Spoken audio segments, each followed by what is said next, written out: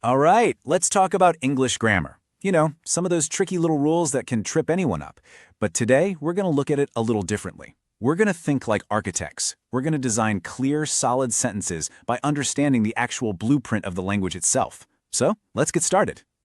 And honestly, that really is the heart of it all. Grammar isn't about a bunch of boring rules you have to memorize. No, it's the framework, right? It's the foundation that makes our communication actually work. When you get that structure right, your ideas stand tall. But if you get it wrong, well, the whole thing can start to feel pretty wobbly. And that's a fair question, isn't it? I mean, even people who've spoken English their entire lives can stumble over these little things. A lot of the time, it's because we just learn by listening, you know? And some of these tiny technical rules are just so easy to miss. But trust me, those little details make all the difference between a shaky sentence and a really solid one. Okay, so let's really lean into this architect metaphor. I want you to think of grammar as the master blueprint for everything you say or write. Every single word, every comma, it all has a specific job to do in the grand design. So let's start by looking at some of the most basic building materials. First up are the articles, a, an, and the. Seriously, these are the nuts and bolts of our sentences. They're so small you barely notice them, but they are absolutely critical for holding everything together. If you misuse them, the whole structure just sounds a little off. So here's a perfect example. Take a look at this sentence. She is best player in the team. It sounds kind of clunky, right? Something's missing. But if we add just one tiny three-letter word, the, we get she is the best player in the team. Ah, much better. It feels solid now. So what's the architectural rule here? Well, the rule is actually pretty simple. Words like best, tallest, or fastest, we call them superlatives, they point to something that's totally unique. There's only one best player. So the word the is the tool we use to show that we're talking about that one specific thing. Anytime you use a superlative, you've got to use the. It's just part of the blueprint. Now, let's flip that around and look at the opposite problem. Using an article where you really don't need one. If you say, the people like music, it sounds like you're talking about a very specific, small group of people over there. But if you want to make a big, general statement, you just say people like music. See the difference? And this points to a really powerful, simple rule. Whenever you're talking about something as a general idea, like people in general, or dogs, or happiness, you just drop the article. Adding the narrows your focus from this huge, universal idea down to one specific thing. Sometimes, for big ideas, less is definitely more. Ah, yes, the classic a versus an. This is probably one of the first grammar rules we ever learn, but it's still a super common mistake. And that's because there's a sneaky little detail most people forget. It's not actually about the letter. It's all about the sound. That's the secret. Just forget how the word is spelled for a second and just say it out loud. Engineers starts with that eh sound, which is a vowel sound. Ours starts with an ow sound. That's why we say an hour, even though it starts with an H, but we say a university, even though it starts with a U. It's all about what you hear, not what you see.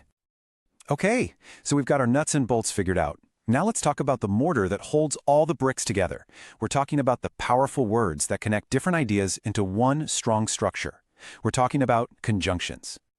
You can think of conjunctions like the glue or the joints connecting the beams in our structure. They create that smooth, logical flow, linking your ideas together so your sentences don't just sound like a random pile of thoughts. Now, some conjunctions are a little extra special. I like to think of them as power couples.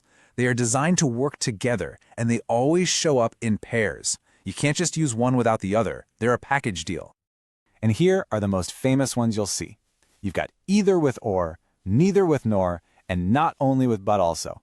You know, trying to pair either with nor is a major structural flaw. It just won't work.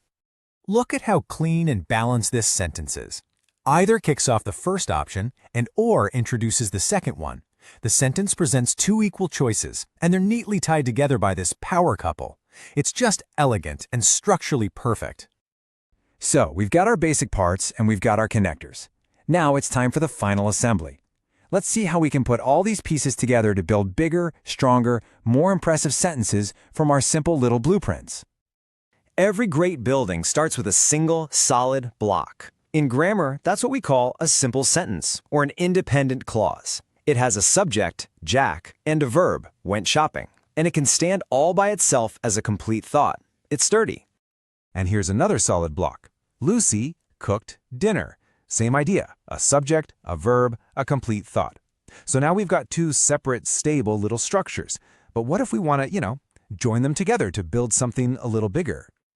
Well, the construction process is actually super simple. You take your first building block, then you apply a bit of that mortar we talked about, a comma and a connector like and then you just attach that second block right after it. And voila, there you have it. We've taken two simple ideas and joined them to create a stronger, more interesting compound sentence. We've built something more complex just by connecting the pieces correctly. Okay, so we've just gone over some of the most important parts for building a solid grammatical structure.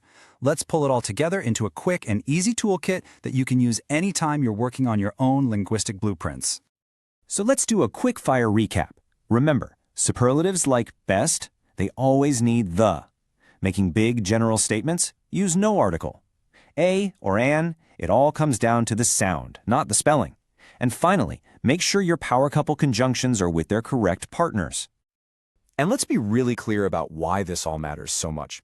Getting these little details right, it's not just about passing some grammar test. It's about sounding clear, professional, and truly fluent. It shows people you really have a command of how the language is built. So, there you have it. You've got some of the key architectural plans for building stronger, clearer communication. The blueprint is officially in your hands. The only question left is, what are you going to build with it? Thanks so much for watching.